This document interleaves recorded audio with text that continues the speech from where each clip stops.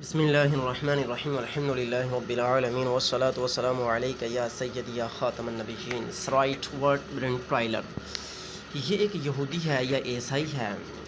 برطانیہ کے پہلے ماہر علم البشر کے نام سے اس کو یاد کیا جاتا ہے۔ اس کا تعارف بھی لکھا ہے کہ ایک یہ عیسائی فرقے کوئر سے اس کا تعلق ہے، پھر اس نے اپنی تعلیم پوری کی اور بعد میں اس نے قدیم آثار قدیمہ پر اس نے تحقیقات شروع کی ہیں، جیسا کہ آپ یہاں پر اس کو اچھی طرح پڑھ سکتے ہیں۔ اس کے بارے میں جو بھی یہ اسکول کی کتاب میں اس کے بارے میں لکھا ہے، اور اس نے تہذیب ثقافت کے اوپر یعنی کہ ماقبل میں پائے جانے والے واقعات کے اوپر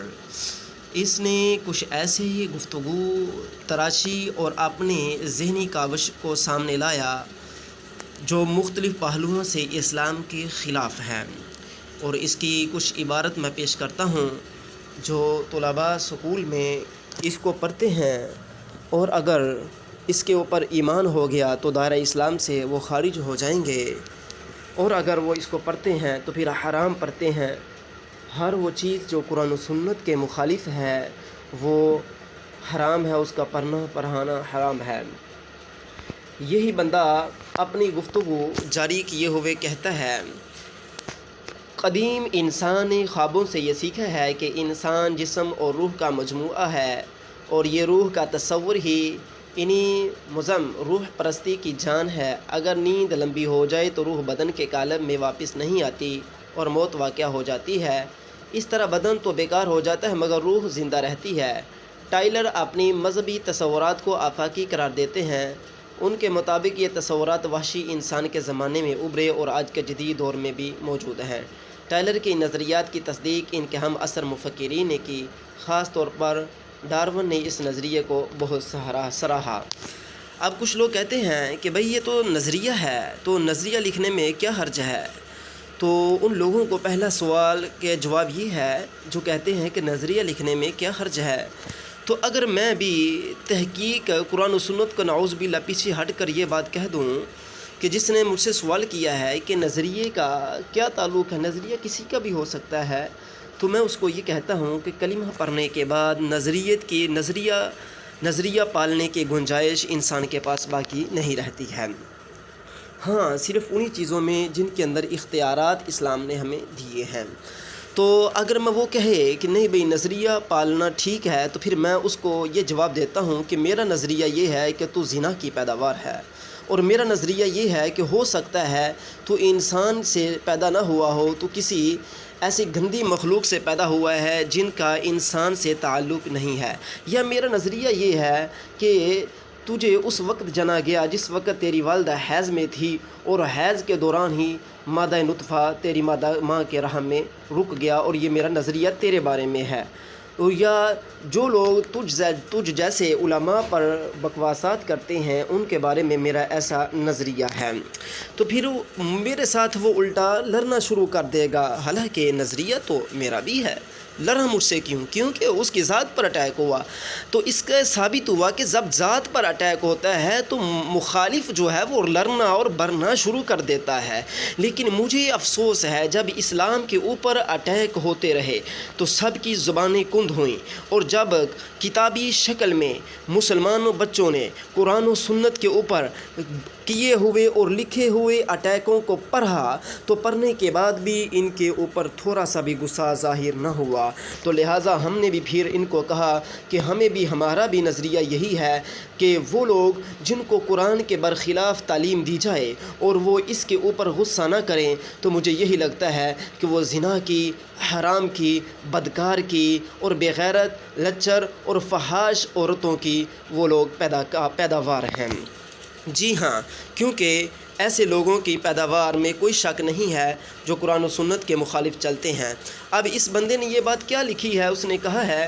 کہ تصورات وحشی انسان کے زمانے میں ابھرے، یعنی کہ روح اور بدن کا تصور اس نے کہا یہ وحشی انسان کے زمانے میں ابھرے۔ لیکن یہاں پر میں بتاتا چلا جاؤں کہ یہاں پر وحشی کا اطلاق اس نے کن لوگوں پر کیا ہے، اس میں تو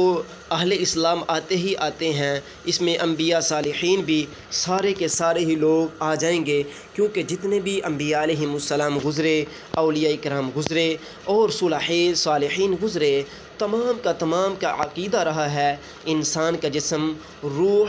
اور جسم جو ہے بدن اور روح دونوں سے مل کر بنتا ہے، تو روح اور بدن کا تصور تو ہمیں اللہ تعالیٰ نے ہی عطا فرمایا ہے۔ آئیے اس کے اوپر یہی عبارت جو قرآن مجید فرقان حمید کے عین برخلاف ہے، اس کے اوپر میں تھوڑی سی گفتگو کرتا ہوں کہ اللہ تعالیٰ نے اس کے بارے میں قرآن مجید فرقان حمید کے اندر کیا ارشاد فرمایا ہے۔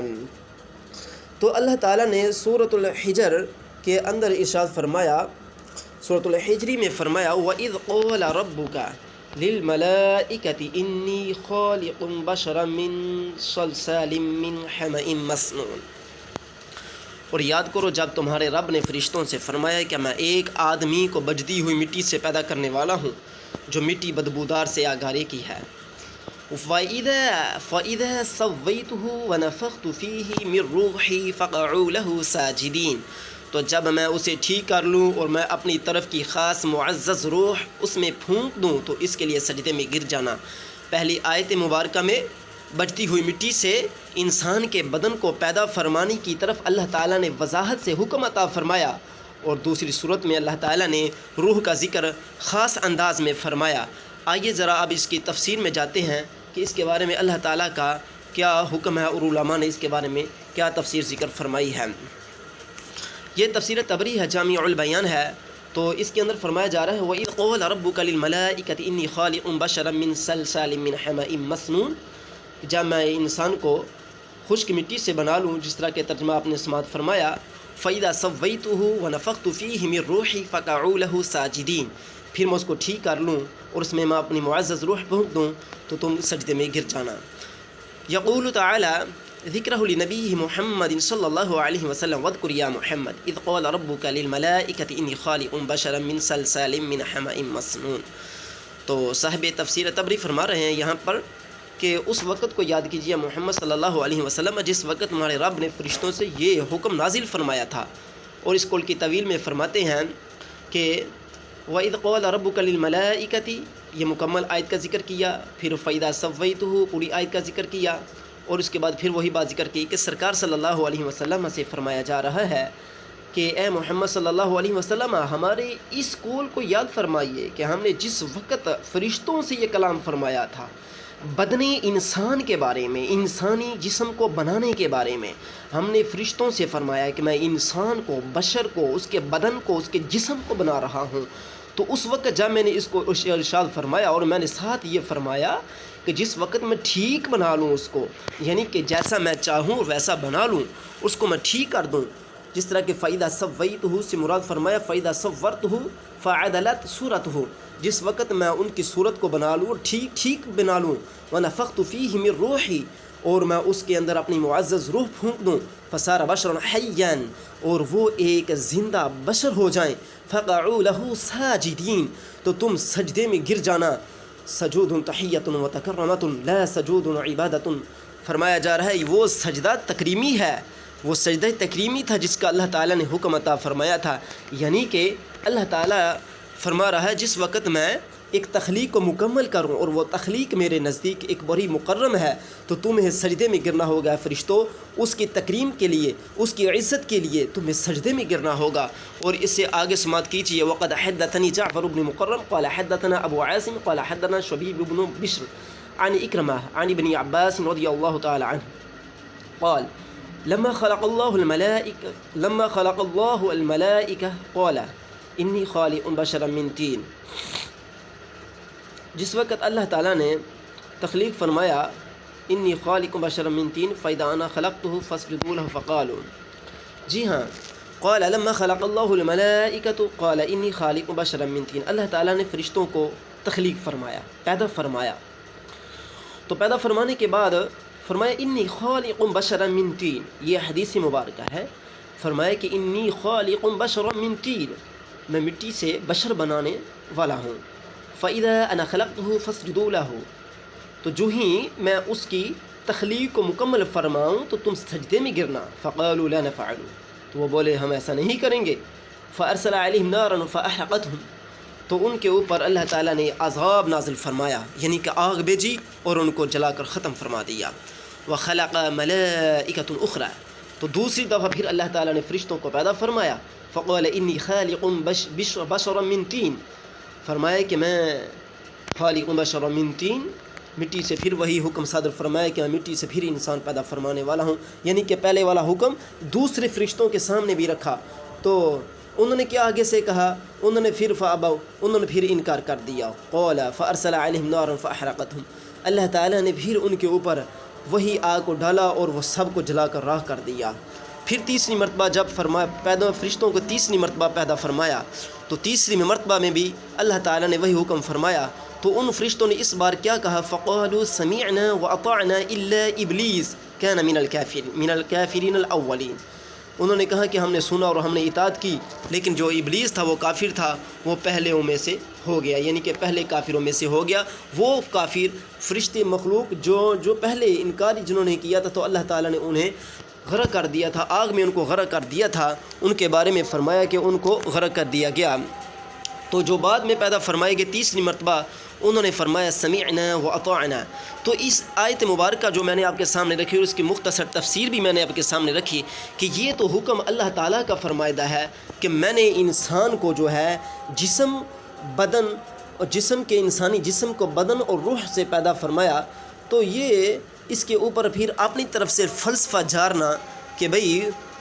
یہ تو تصور وحشی انسان کے زمانوں میں ابھرے. کیا مجھے بتائیے انبیاء علیہ السلام کے اوپر وحشیت کا اطلاع کریں گے؟ نعوذ باللہ من ذالک. کیا آدم علیہ السلام کے اوپر ایسا اطلاع کریں گے؟ جی میں پوچھنا چاہتا ہوں، قرآن مجید فرقان حمید نے وحشی انسان کن کو کہا ہے؟ وحشی انسان کفار کو کہا ہے. میرے مسلمان بھائیوں، آپ لوگ کیا کر رہے ہیں؟ کفر کی طرف جا رہے ہیں، کفر پڑھ رہے ہیں، آپ کے بچے کفر پڑھ رہے ہیں. ابھی یہ کفر نہیں تو کیا کفر ہے کہ جس کی تعلیم اللہ نے دی، جس کی تعلیم انبیاء علیہ السلام نے دی، جس کی تعلیم ہمارے بزرگان دین نے دی، جس کی تعلیم کا اہم حصہ ہمارا قرآن و سنت ہے، مگر اس کے باوجود بھی تم لوگوں نے ایک ایسے راستے کو اپنایا، اپنے بچوں کو ایسی تعلیم دلوا رہے ہو جو تعلیم تمہارے قرآن کے خلاف. کیا اگر اللہ تعالیٰ فرشتوں کو آگ سے جلا سکتا ہے، شیطان کو جنت سے محروم کر سکتا ہے، تم نے کہاں سے جنت لکھوائی ہے کہ تمہیں اللہ تعالیٰ محفوظ رکھے گا اور تمہیں جہنم میں نہیں جانے دے گا؟ جہنم تمہارے مقدروں میں ہوگی. اگر تم یوں ہی چلتے رہو گے، تم یوں ہی قرآن و سنت کی خلاف ورزی کرو گے، تو جہنم بھی تمہارے مقدر میں ہے. جیسے جہنم ابو لہب کے مقدر میں ہوئی، جیسے فرعون و نمرود و حامان کے مقدر میں ہوئی، اور جیسے اس ٹائلر کے مقدر میں ہے جہنم کہ اس نے قرآن و سنت کے خلاف کلام کیا اور اللہ تعالیٰ اور ہمارے قرآن اور اللہ تعالیٰ کے ساتھ صاف جنگ کی اور ایک ایسا نظریہ بنایا جس کی ہمارے اسلام میں قطعاً گنجائش نہیں ہے. پھر میں کہوں گا جو کہتے ہیں کہ نظریہ بنانا جائز ہے، تو میرا بھی نظریہ ان کے بارے میں یہ ہے، وہ حرام کی اولاد ہیں، وہ حیض کی پیداوار ہیں، وہ نجاست کی پیداوار ہیں، وہ کفر کی پیداوار ہیں، وہ شیاطین کی پیداوار ہیں. میرا ان کے بارے میں یہی نظریہ ہے، اور میرا ہی نہیں بلکہ ہر پکے اور سچے عقیدے والے مسلمان کا یہی نظریہ ہے.